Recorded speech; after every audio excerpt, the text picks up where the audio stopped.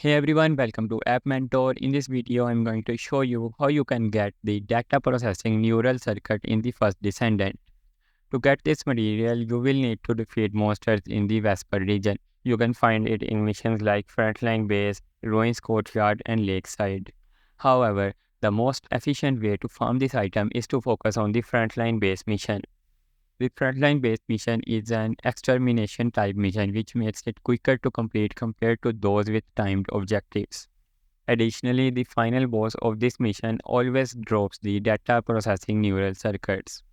This means you can repeatedly farm this material by running the mission and defeating the boss again and again.